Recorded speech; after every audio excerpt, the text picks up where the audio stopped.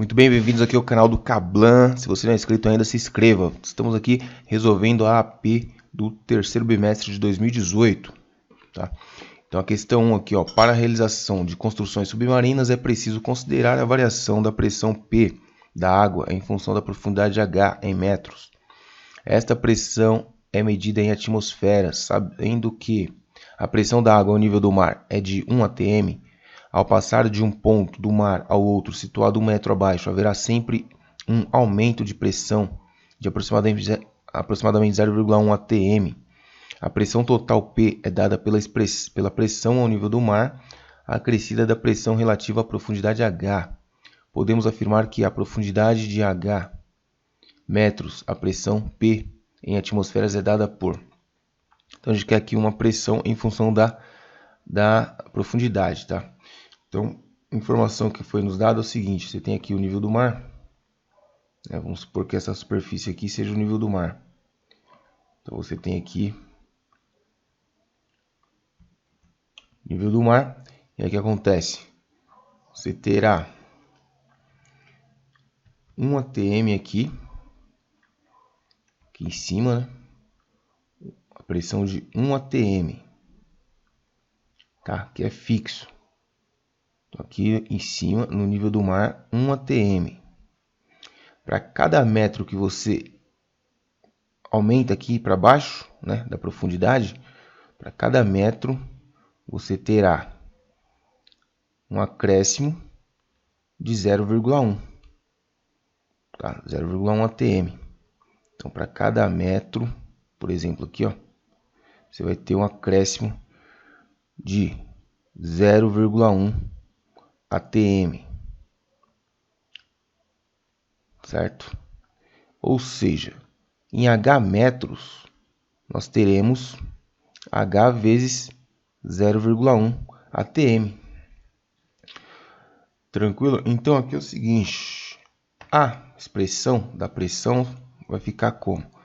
Vai ficar pressão é igual 0,1, né? Ou melhor, 1 atm, que é essa daqui, né? 1 atm, mais, dependendo da profundidade, você vai ter o que? 0,1 vezes a profundidade, tá? Então essa é a expressão aqui que você encontra na alternativa C. Tranquilo? Vamos fazer mais uma aí, vamos fazer mais uma questão aqui. Questão 2 agora. Um levantamento de uma equipe sanitarista estimou que, em 2018, numa certa região, existam 100 mil ratos. Esta equipe avaliou que, no período de 2018 a 2022, a população desse roedor aumente 40% a cada ano. A função que permite calcular a população de ratos, dependendo do tempo, é dada por... Bom, aqui se você viu isso nas aulas, aumento populacional geralmente é o quê? Função exponencial. E pode ver que nas alternativas aqui, ó, todas essas são funções exponenciais. Agora a questão do aumento que vai matar a charada, ó. Como aqui está falando que é aumento, então o que acontece? Para você aumentar 40%, ou seja, 40%,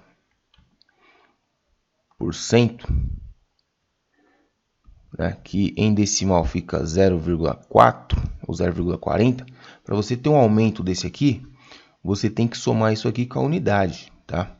Então você tem, por exemplo, vou mostrar para você um exemplo aqui, ó. Se eu tenho lá X ratos, tá? X ratos. Eu quero um aumento de 0,4%, eu vou pegar os X ratos mais a mesma quantidade vezes os 40%. Ok? Então, ó, quando você coloca em evidência o X, você vai ter o seguinte, ó. X que multiplica o quê? 1 mais 0,4. 0,4. Por isso que quando você tem um aumento, você usa essa unidade aqui, ó. Você usa isso daqui, tá? Para ser o aumento. Essa aqui é a taxa de aumento, ó. 1,4.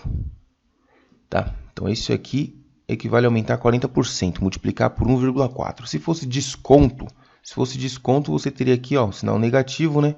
E obviamente aqui seria negativo também, então, ao invés de multiplicar por 1,4, se você fosse dar um desconto, ficaria 0,6, que é 1 menos 0,4.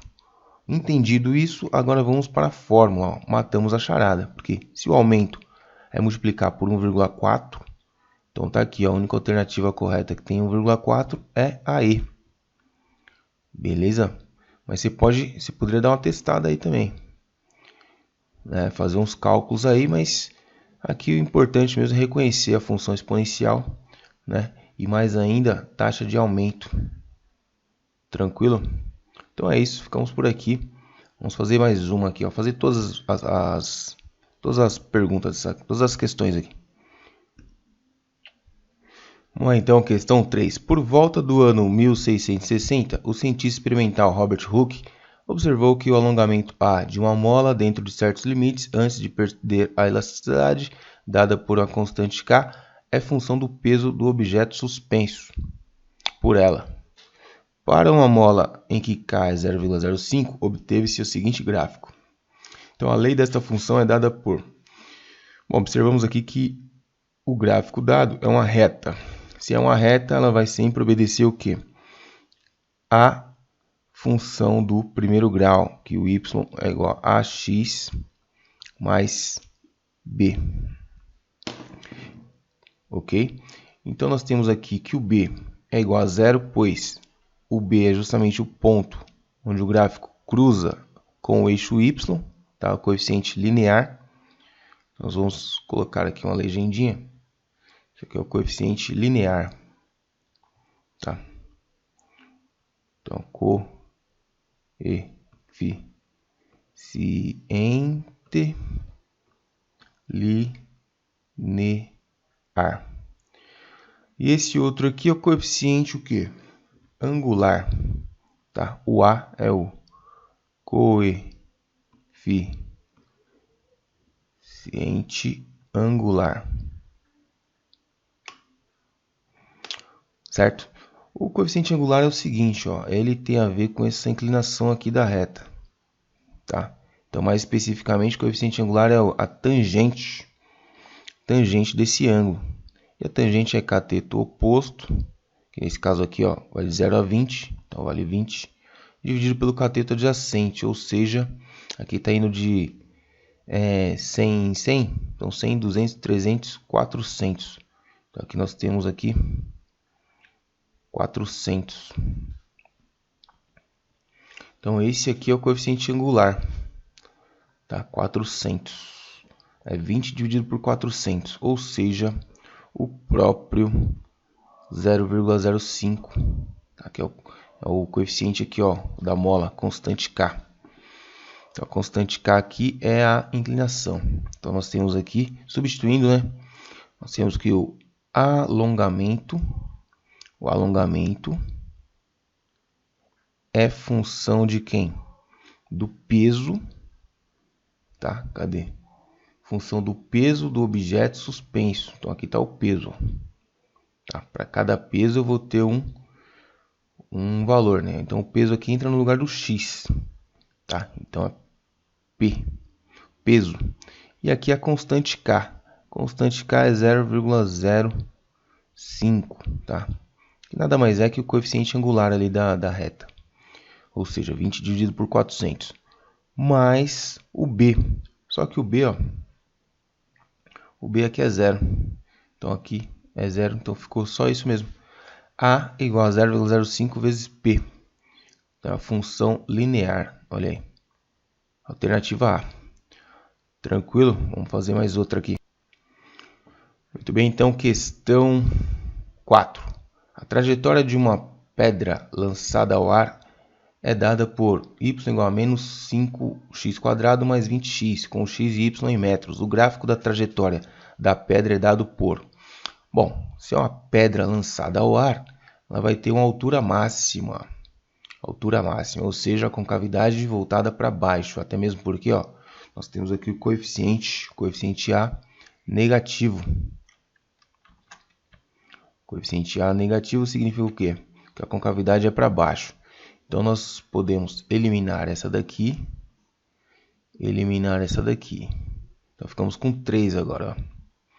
Então o que acontece? Você tem aqui o seguinte, que essa parábola aqui, ó, o c é igual a 0, tá vendo? Não tem o c. Uma função do segundo grau vai ter um a que multiplica o x quadrado, no caso aqui o a é menos 5, mais um b que multiplica o x, no caso aqui é o 20, mais um termo independente, o c, que é o número. Como não tem aqui esse número, significa que ele vale 0. Portanto, o c é onde a parábola intercepta o eixo y. Então, pode ver ó, que essa daqui não está passando pelo 0. Então, essa não pode ser. Essa daqui também não está passando pelo 0, tá vendo? Então, essa também não pode ser. A única que pode ser é a D, porque pelo valor do C, tá? Pois nós temos que um C igual a 0 aqui nessa equação, nessa função aqui. Portanto, sem fazer muita conta, nós teríamos aqui a alternativa D, tá? Mas se você tivesse afim aí de resolver, você podia encontrar as raízes também, ó. Para confirmar, né? Você podia encontrar as raízes dessa equação aqui, ó. Uma das raízes é 0, né? Como é que você encontra as raízes? Para o y igual a 0, você teria menos 5x quadrado mais 20x. Colocando o x em evidência, você tem x que multiplica menos 5x mais 2. Tá? Disso daqui você tem que ou x é igual a 0 ou isso aqui é igual a 0. Portanto, resolvendo aqui o parênteses, você tem 5x de um lado, que é igual a 2 do outro. Então, você tem x de um lado, 2. O 5 está multiplicando, passa dividindo. Então, nós temos 5. 2 dividido por 5. 2 dividido por 5 vai dar 0,4. 0,4. Então, nós temos 0 e 0,4. Tá? Então, aqui, ó. Bom, aqui seria 0,4, tá? Como a gente viu aqui, ó. Ah, desculpa, usei 2, era 20. Ah, sim. Foi mal. Era 20 aqui, ó. Pronto, aí dá certinho agora. 20 dividido por 5 dá 4. Beleza, é isso aí. Então, alternativa D. Vamos fazer mais uma aqui. Muito bem, questão 5 aqui, ó. Analise o gráfico a seguir. Então, nós temos um gráfico aqui, né? Se você lembrar aí, isso daqui é uma função exponencial. E mais que isso, ela é uma função exponencial decrescente. E quando que a gente tem uma função exponencial decrescente? Um f de x, né? Que vai ser igual a, vamos colocar aqui, a b elevado a x. Né? Quando que ela vai ser decrescente? Ou quando esse número é menor que 1, tá? Quando a base b aqui for menor que 1, ou quando x for negativo. Tá? Então, quando esse cara aqui for positivo, né, menor que 1, ou seja, estiver entre 0, né, entre 0 e 1, o que vai acontecer? Decrescente, né, se o x for positivo. Né? Se o x for positivo. Agora, se esse cara aqui for maior que 1,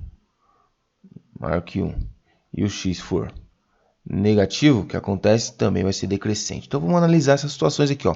Um capital C de uma firma, decorridos T anos, sua criação é dada por... Bom, olha só. Isso aqui é maior que 1. Tá? E o T é anos, é o número inteiro. Então, essa daqui seria crescente. A desintegração de uma substância radioativa de massa M em T dias é dada por massa inicial vezes, olha só. Isso aqui, ó, menor que 1, tá? Então, só pode ser essa.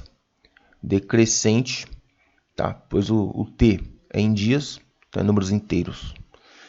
Beleza? A outra pressão aqui, ó, primeiro grau não pode ser. Essa daqui também do primeiro grau não pode ser. Potência P em watts que um gerador lança no circuito é dada por... Vixe, isso aqui já nem sei de onde que veio isso aqui. Acho que nem faz parte, porque aqui é só de A, B, C e D. Tá, essa daqui... Essa alternativa aqui não faz parte dessa questão, não. Bom, enfim. Alternativa B, beleza? Vamos fazer mais uma aqui. Olha aí, questão 6. No plano cartesiano a seguir estão apresentados os gráficos da massa em função do volume para o álcool e para o ferro, ambos a temperatura 0 graus Celsius. Para o ferro tem-se M igual a 8V e para o álcool tem-se M igual a 0,8V. As retas indicadas no plano cartesiano que correspondem à variação da massa em função do volume de ferro e do álcool são, respectivamente... Bom, então aqui é o seguinte, ó. Você tem aqui a massa 0,8V, que você tem o volume e a massa. Tá? Como aqui a massa é em função do volume, o que acontece? Isso aqui seria o nosso coeficiente angular, ó. Então, quanto maior o coeficiente angular, maior o que? A inclinação da reta. Tá? Quanto maior o coeficiente angular, maior a inclinação da reta. Então, aqui nós temos a inclinação aqui, ó. A inclinação é a tangente do ângulo que a reta forma, tá? Então, vamos analisar a função 1. A função 1, quando variou 10 unidades no volume aqui, nós variamos aqui 80 na massa. Ou seja, o coeficiente angular da função 1 vai ser cateto oposto dividido pela cateto adjacente, ou seja, 8, que é exatamente o do ferro. Da função 3, vamos calcular a primeira função 3, ó. Cateto oposto 40 dividido pelo cateto adjacente, 40 por 50 dá 0,8. Portanto, ó, função 1 e função 2, respectivamente. Função 2 do álcool, aliás, função 3, né? Função 3 do álcool, função 1 do ferro. Alternativa C, tá? 1 e 3. A função 2, ó, não pode ser do álcool, porque aqui o coeficiente angular aqui é 0, deixa eu ver.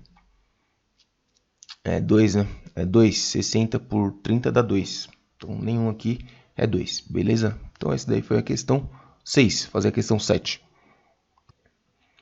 Olha aí, questão 7. O governante de um país deve anunciar à população que em seu governo a mortalidade infantil tem decrescido a uma taxa constante.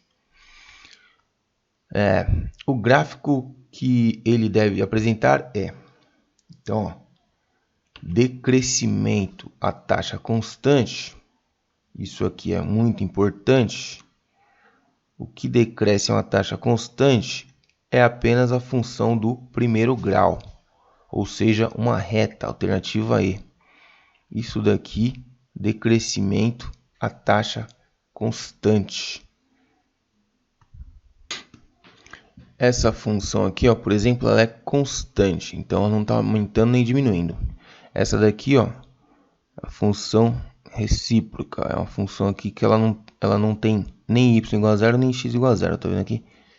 Então, ela é a função desse tipo aqui, ó, 1 sobre x.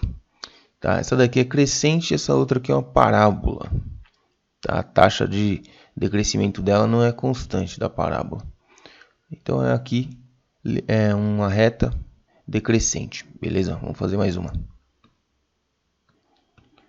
Então, nós temos aqui a questão 8. Observando as retas 1, 2 e 3 no plano cartesiano, ao lado, podemos afirmar que uma função crescente está representada... Então, qual dessas é crescente? Olha só, vamos analisar a vermelha. A vermelha está apontando para baixo aqui, ó. Conforme o x aumenta, o y está diminuindo. A 2 é constante, ó, não está aumentando nem diminuindo. E, portanto, a 3 está apontando para cima aqui. Conforme o x aumenta, o y também está aumentando. Ou seja, a reta 3, apenas a 3 está crescente. Tranquilo? Vamos fazer mais uma. Olha aí mais uma questão, questão 9. A evolução dos lucros de um produto, que os produtos de uma empresa tiveram no último semestre pode ser observado no gráfico abaixo. O produto cujo lucro teve crescimento mais lento foi... Então, o crescimento mais lento aqui, no caso, é a que tiver menor inclinação, tá? Então, a menor inclinação aqui, aparentemente, é a P4. Mas vamos calcular, tá? Vamos calcular isso daí. Vou pegar uma reta aqui, ó, passando por aqui. Deixa eu ver uma cor aqui, pronto. Vamos passar uma reta aqui, ó. Tá? Para analisar. Pronto. Tá bem retinho? Tá bem retinho. E outra reta aqui, ó, formando um triângulo retângulo. Para ver quanto que vale esse coeficiente angular dessa reta. Então, nós temos aqui, ó, cateto oposto, 2,5 praticamente, né? 2,5 mais ou menos. Dividido pelo cateto adjacente. Aqui nós temos 1, 2, 3, 4, né? Mais ou menos isso aqui, né? 2,5 por 4. Essa outra aqui é maior, dá pra ver aqui que é maior, ó. 3 por 2. Essa daqui, mais ou menos 1, 2, 3, 4 por 4 aqui. Eu não sei que unidade que é essa, mas 4 por 4 é maior que isso aqui. Essa daqui também é maior, ó. A preta, né? Essa daqui é maior que todas, né? A P3, o aumento. Então P4, realmente P4 é o que apresentou menor coeficiente angular, ou seja, menor inclinação em relação às outras, tá? Menor inclinação. Ou menor valor de tangente também. Tranquilo, vamos fazer mais uma aqui. Olha aí, questão 10. Os alimentos que compõem a cesta básica têm seus preços monitorados pelo setor econômico dos governos, tanto em períodos de alta de preço como nos de baixa. Interessa sempre manter uma estabilidade nos valores desses produtos. Dentre os gráficos de preço dos alimentos abaixo, assinale aquele que com maior estabilidade. Então, qual tem maior estabilidade aqui, ó? Então, aqui abaixou bastante, ó. Aqui aumentou muito. Esse daqui abaixou bastante também. Esse daqui também. Bom, aqui tem maior estabilidade esse aqui, ó, que manteve mais ou menos aqui, né? Não um aumento muito elevado dos preços. Alternativa B, ó. Seria o gráfico que ele cresce mais suave, tá? É isso aí, vamos fazer mais um. Olha aí, questão 11, então. Observe a figura a seguir. Das funções exponenciais acima, para apenas um par delas, podemos afirmar que as taxas de decrescimento e crescimento são iguais em valor absoluto. Esse par é formado por... Então, você veja bem, ó. Você tem a função 1 aqui, certo? E aqui você tem a função 4. Ok? Bom, o par aqui que está em valores absolutos, ó, a função 3 aqui não pode ser, tá vendo? Olha só, ela está mais fechada, está passando pelo 1 aqui, ó. Quer ver? Deixa eu passar uma reta aqui para ajudar nós, ó. Tá vendo aqui? A função 3 passa por aqui, ó. Já a função 2, mais ou menos por aqui, né? E olha aí a função